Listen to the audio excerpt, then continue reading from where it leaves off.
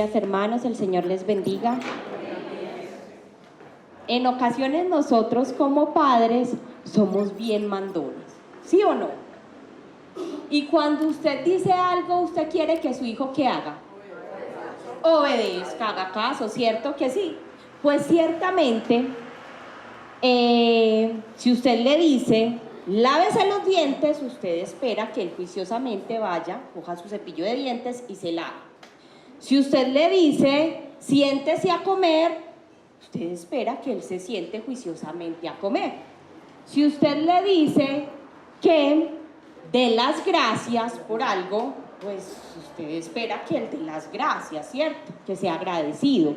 Si usted le dice que espera que él no hable con extraños, usted lo que está esperando es que su hijo no hable con extraños. Cuando usted como padre da una orden, usted no espera que su hijo la debata. No, porque tengo que hacer eso. No, usted espera que él obedezca. Cuando usted da una orden como padre, usted no espera que su hijo la analice. ¿Y yo por qué tengo que hacer esto? Usted cuando da una orden como padre, sea su hijo un niño, sea un adolescente, o sea un adulto, porque aún nuestros padres, nosotros como adultos en ocasiones nos dan órdenes, desean que nosotros ¿qué hagamos? Obedezcamos. Sencillo, obedecer. Y la semana pasada el pastor Haider nos estaba contando un chisme. Yo no sé si ustedes recuerdan el chisme que él nos estaba contando sobre lo que otras personas pensaban de Jesús y de la opinión de sus discípulos sobre quién era él, quién era Jesús. Nos contó el pastor que aún Pedro intentó reconvenir a Jesús para que no fuera a su destino final, que era la muerte. ¿Lo recuerdan? Muy bien. Y todo ello porque Israel, el pueblo de Dios, estaba esperando un rey que le devolviera la grandeza a su pueblo. Y hoy vamos a continuar hablando de ese chisme, pues porque el chisme no paró. Pero hoy vamos a contarles el chisme de lo que ocurrió tras la muerte y resurrección de Jesús. Entonces voy a invitarlos a que vayamos al libro de Mateo, capítulo 28, versículos 16 al 20. Es un pasaje muy conocido, creo que cristiano que lleve por lo menos 2 años lo ha leído, lo ha escuchado enseñanzas sobre él, y dice así: pero los 11 discípulos se fueron a Galilea, al monte donde Jesús les había ordenado. Y cuando le vieron, le adoraron, pero algunos dudaban. Y Jesús se acercó y les habló diciendo: toda potestad me es dada en el cielo y en la tierra. Por tanto, id y haced discípulos a todas las naciones, bautizándoles en el nombre del Padre, y del Hijo, y del Espíritu Santo, enseñándoles que guarden todas las cosas que os he mandado, y he aquí yo estoy con vosotros todos los días hasta el fin del mundo. Amén. Entonces en este pasaje encontramos una serie de órdenes o instrucciones finales que Jesús le da a sus discípulos. Yo he titulado este tema Instrucciones finales. Y esas palabras no son palabras al azar. Ustedes saben que cuando alguien está a punto de morir o cuando alguien muere, generalmente da las palabras más importantes de su vida, las que tienen una misión, las que tienen un propósito. Esas fueron las palabras que nos dio Jesús. Un mandato cargado de propósito eterno y un mandato que define el papel de cada creyente en la historia de otras personas, pero también en la historia de la salvación. Y quiero contarles que vamos a ver que esas instrucciones finales que nos da Jesús implican 3 cosas. La primera, obedecer a Jesús. La segunda, confiar en su autoridad. Y la tercera, hacer lo que Él manda. Entonces vamos a ir a la primera, obedecer a Jesús. Y la encontramos en los versículos 16 y 17, donde nos dice: pero los 11 discípulos se fueron a Galilea, al monte donde Jesús les había ordenado, y cuando le vieron, le adoraron, pero algunos dudaban. Nos dice que había 11, claro, faltaba uno, Judas, que ya se había ahorcado, ¿sí? Él ya había cargado con toda la pena encima de él y como solución fue y se ahorcó. Pero los 11 discípulos, mis hermanos, estaban temerosos. Temerosos ante qué, ante todo lo que había ocurrido con Jesús en los últimos días.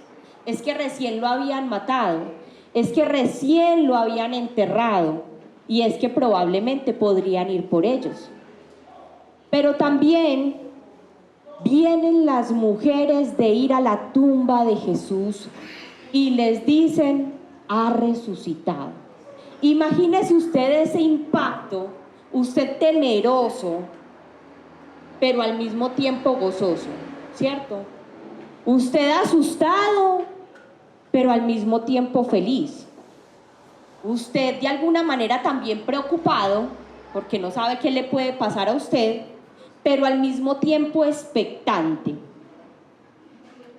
Y le dicen a los discípulos, a los 11, que deben ir a Galilea, a un monte. Sin embargo, hay algo muy especial en el versículo 17, y era algo que yo nunca me había detenido a ver, y era que dice que algunos dudaban. Y es que, hermanos, yo creo que todos tenemos derecho a dudar en algún momento. Pero la duda de ellos yo no creo que haya sido tanto por si ese sí era o no era Jesús. Yo creo que su duda era más por lo que había dicho la guardia de la tumba de Jesús, y era que al cuerpo de Jesús se lo habían robado durante la noche. Y entonces probablemente ellos dudaban de qué estaba pasando. Sin embargo, dice que Jesús los citó en un monte de Galilea. Y resulta que el monte es un lugar especial, un lugar donde Dios siempre ha escogido revelarse al hombre. Si lo vemos, cuando Moisés fue a recibir las tablas, él subió al monte a encontrarse con Dios. Pero también cuando el pueblo de Israel iba a ir a encontrarse con Dios, estaban empezando a subir el monte Sinaí. Cuando Jesús se transfiguró ante sus discípulos, también estaba en un monte. Y nuevamente, en este pasaje, encontramos que Jesús los manda a ir a un monte específico en Galilea. Y ahí se revela a ellos. No todos los discípulos, como les decía, estaban seguros de que fuera Él. Había dudas, pero eso no les limitó a ir. ¿Había dudas? Sí. ¿Algunos estaban seguros? Sí. Pero no nos dice cuántos eran los que dudaban. Nos dice algunos dudaban, pero sin embargo fueron al monte. Y la duda en ocasiones detiene la acción. Cuando usted siente dudas frente a algo, en ocasiones prefiere no hacerlo. Y muchos personajes bíblicos dudaron, como Marta ante la resurrección de Lázaro, como Gedeón cuando quería confirmar si quien le hablaba era verdad, que era Dios, o como Moisés cuando iba a sacar al pueblo de Israel de Egipto, que pone múltiples situaciones porque dudaba. Sin embargo, Dios a cada uno de ellos le respondió en su forma. A Marta le dijo que Él era la resurrección y la vida. A Gedeón le dijo: estaré contigo y destruirás a los madianitas como si estuvieras luchando contra un solo hombre. A Moisés le dijo: yo os sacaré debajo de las tareas pesadas de Egipto y os libraré de la servidumbre y os redimiré con brazo extendido y con juicios grandes. La duda no puede limitar nuestra acción. La duda no limitó la obediencia de los discípulos a ir al monte que Jesús les había encomendado. Y es necesario saber que si hay dudas, ahí también está Dios para ayudar a disipar todas esas dudas y para que podamos ser obedientes y hacer lo que Él nos manda. Amén. Si Él dice que hay que ir, ¿qué hay que hacer?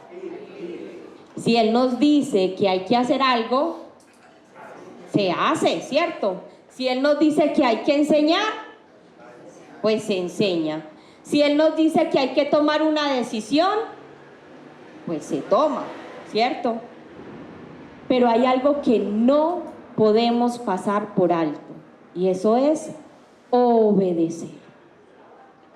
¿Sí? ¿Duda usted, mi hermano, de que Jesús resucitó? Es una pregunta interesante hacernos. ¿Duda usted de que Él puede levantar personas de entre los muertos? ¿O su duda lo lleva a no obedecer? Porque los padres, humanamente, cuando nuestros hijos no nos hacen caso, nosotros tenemos algunos correctivos, ¿cierto? Anteriormente, no creo que en esta época, pero a mí me tocó la pelita. A mí me tocó la chancla voladora. Yo no sé, pero mi mamá me dice que a ella le tocó el cable de la plancha. Hubo otros que les tocó el rejo. A mí me tocó la verbena, ¿cierto? Había formas de corregir si usted no obedecía. Así de simple.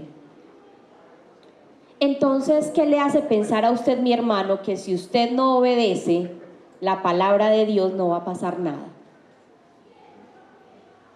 Y lo dejo ahí como pregunta para que la estemos pensando. Es obligatorio obedecer. No es una petición, no es una súplica, no es un favor, es una orden. ¿Sí? Entonces, el primer punto es obedecer a Jesús. El segundo punto lo encontramos en el versículo 18 y dice: y Jesús se acercó y les habló diciendo: toda potestad me es dada en el cielo y en la tierra. Con toda potestad se refiere a toda la autoridad. Y es que la autoridad es la potestad que tiene una persona para gobernar, ejercer el mando o hacer que sus órdenes sean cumplidas. Ahora bien, Él dice que Él tiene toda autoridad en el cielo y en la tierra, lo que implica que su autoridad es total, plena, completa. No así la autoridad humana, ¿cierto? Nuestra autoridad o la autoridad que el pueblo de Israel conocía era limitada, ¿sí? Su autoridad humanamente era Roma y se ejercía el poder o la opresión y el control del pueblo a través del gobernador, a través del emperador, a través de los soldados, con un espacio o terreno limitado.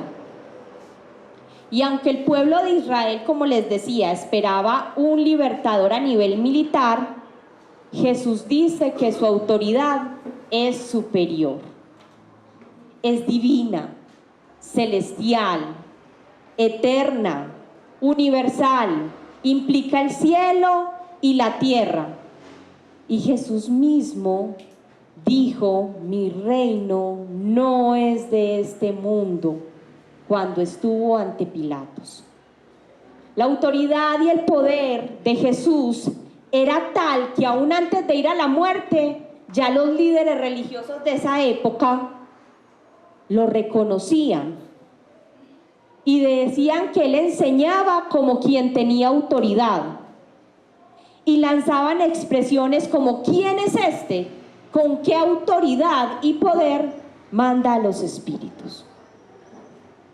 Su autoridad no era solo humana, era universal y es universal. Si hablamos de la autoridad de los padres sobre los hijos, entonces implica que es algo real, que es algo formativo. Nosotros usamos la autoridad para formar, para dar carácter, para guiar, para formar a nuestros hijos, porque necesitamos dar límites, instrucciones, esperando una sola cosa, y es obediencia, sumisión. Si hablamos entonces de que Jesús es dueño de toda la autoridad, implica que nosotros, como hijos espirituales de Dios, estamos sujetos a su autoridad. Y al estar sujetos a esa autoridad, implica que tenemos que tomar decisiones basados en sus enseñanzas. Implica que necesitamos practicar los valores de su reino. Implica que necesitamos someternos a él y hacer su voluntad.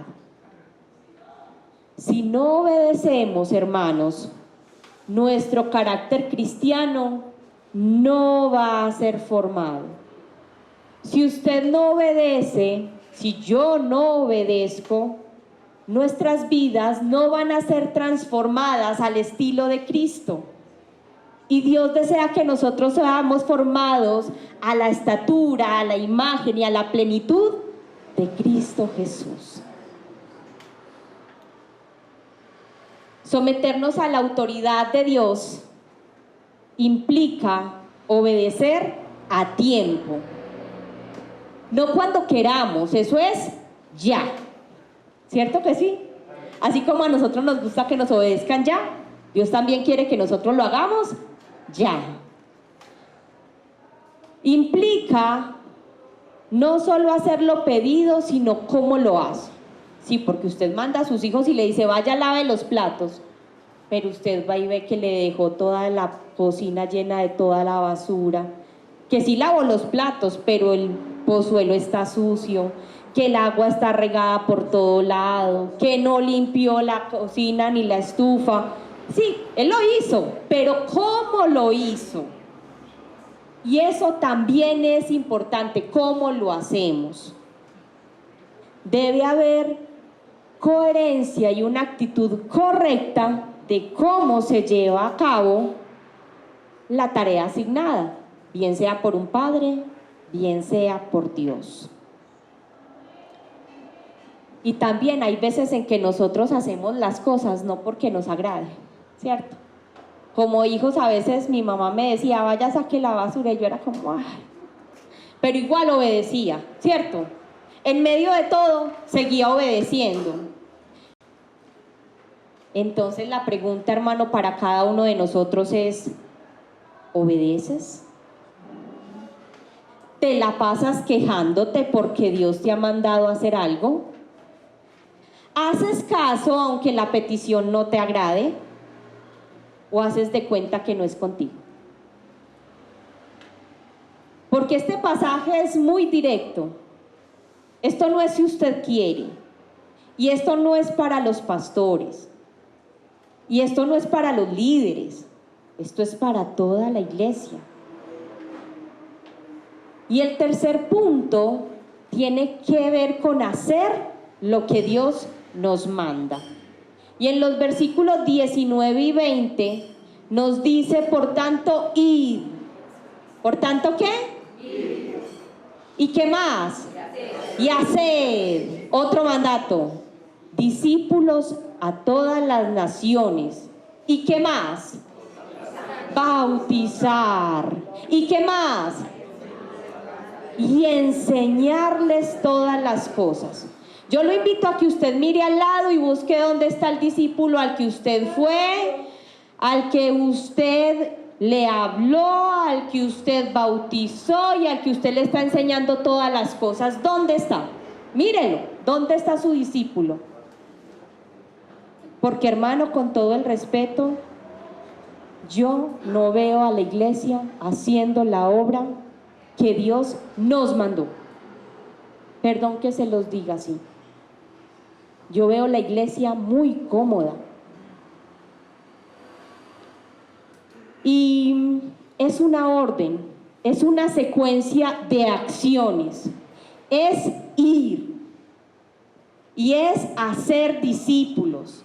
Y es bautizarlos, y es enseñarles la palabra de Dios y enseñar a seguir a Cristo, y es hacerlos crecer, es formarlos y que luego ellos vayan y hagan lo mismo que han recibido.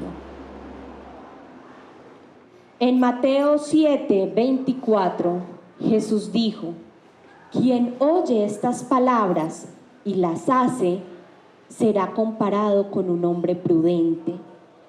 Y en Juan 15:14 encontramos una frase muy directa y dice: vosotros seréis mis amigos si hacéis lo que yo os mando. Y Dios nos manda. Este texto es conocido por cada uno de nosotros y su mandato es ir. Pero cuando escuchamos la orden de ir, los cristianos podemos tomar tres posturas.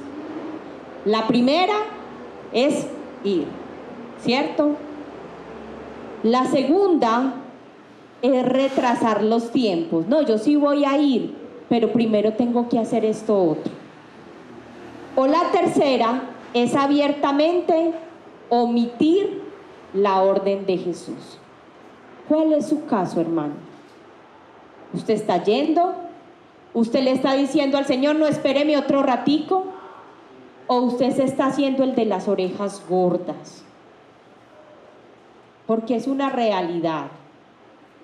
Lo que Dios nos manda es a ir, a salir.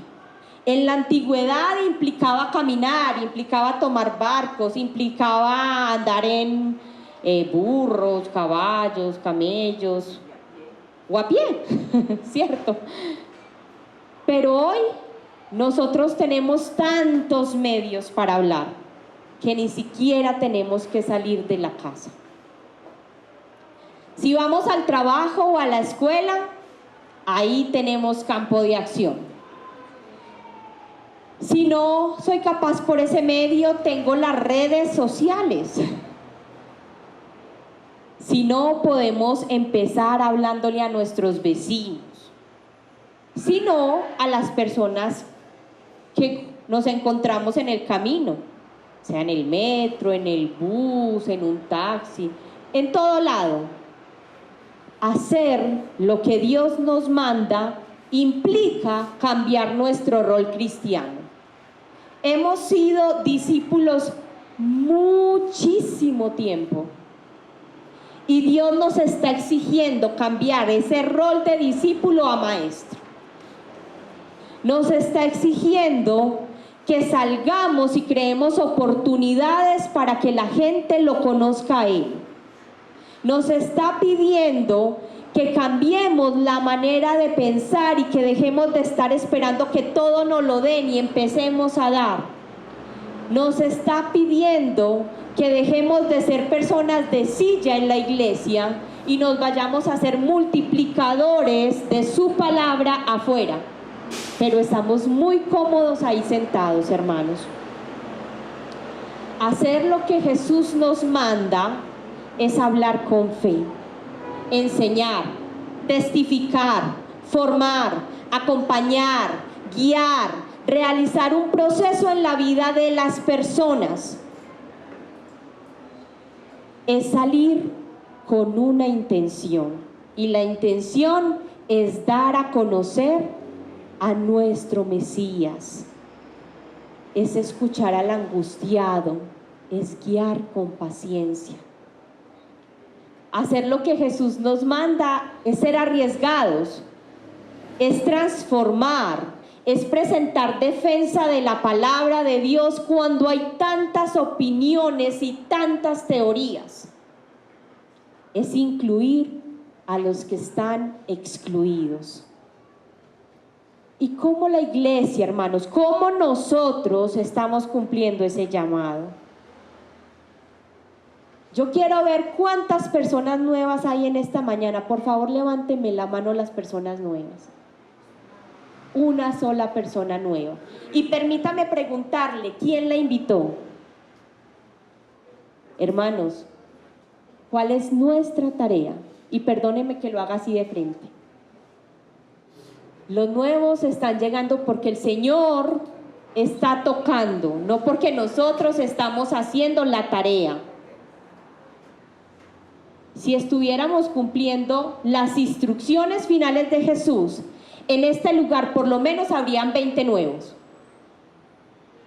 Si de verdad estuviéramos obedeciendo su palabra, aquí no cabríamos hace muchos años. Si Dios es mi Padre y me manda a hacer una tarea, hermano, pregúntese, ¿por qué no la está haciendo? No es una petición, no es una súplica, es una orden. ¿Por qué no lo hace? ¿Por qué se está quedando solo en estas 4 paredes? ¿Qué pasa conmigo? Pregúntese usted mismo, ¿qué pasa conmigo? Porque las buenas noticias se comparten con alegría. Y pareciera que no tuviéramos una buena noticia. Pareciera que lo que tuviéramos fuera tristeza, cansancio, estancamiento. Parecemos una iglesia limitada, atascada, porque hemos dejado de hacer lo que tenemos que hacer. Y es que hay muchas estrategias para cumplir la orden que Jesús nos ha dado. Llámese compartir su fe con quien se encuentre en el camino. Llámese usar las redes sociales para impactar con testimonios, con canciones, con reflexiones, con mensajes, con cosas que realmente cambien las vidas. Llámese hacer eventos como brigadas de salud, llámese hacer proyectos sociales, llámese lo que sea, pero hay que sacar la iglesia de estas 4 paredes. Si no estamos alcanzando a los nuevos, no es por falta de estrategia, es por falta de obediencia. Y hay algo muy especial que tenemos en el versículo 20, y nos dice que Él va a estar con nosotros todos los días hasta el fin del mundo. Mi hermano, si usted se dispone a hacer lo que tiene que hacer, Dios va a estar con usted. Si usted tiene duda, Dios le va a quitar la duda y va a estar con usted. Pues Dios le va a dar la fuerza que usted necesita para hacer su trabajo. Pero el mandato es claro. ¿Dónde están sus discípulos? ¿O solo nos dedicamos a robar los discípulos de otras personas? Hermanos, creo que es hora de despertar. Creo que es hora de empezar a hacer realidad las instrucciones finales de Jesús, no solo para sus discípulos, sino para nosotros, como iglesia. Y los voy a invitar a que cada uno allí cierre sus ojos y se ponga a cuentas con Dios. Porque esta tarea no es grupal, aunque sí lo es. Es una tarea individual. Usted, como creyente, está mandado a hacer discípulos. Está llamado a ir, está llamado a salir, está llamado a enseñar, está llamado a bautizar, está llamado a formar. Padre, en esta hora venimos delante de ti, conscientes, Señor, de que hemos fallado, de que no hemos obedecido tu palabra, Señor, no por falta de conocimiento, sino porque nos hemos vuelto muy cómodos y hemos dejado hacer lo que tenemos que hacer. Tu mandato es obedecer. Tu mandato es a ir. Tu mandato es a enseñar, a bautizar, a formar. Padre, perdónanos porque a veces las situaciones de la vida nos han llevado y nos han distraído y nos han alejado de ese propósito y de ese mandato divino. Por favor, Dios, a partir de hoy danos la oportunidad de hacer lo que tenemos que hacer. Quita toda duda de nosotros. Quita todo aquello que nos impide hablar de ti y ayúdanos a formar a otros. Señor, tu venida está muy pronta y queremos, Señor, hacer parte de la extensión de la salvación que tú tienes para todos los que no te conocen. Gracias, Dios, por tu palabra y gracias por hablarnos en esta mañana, en el nombre de Jesús. Amén.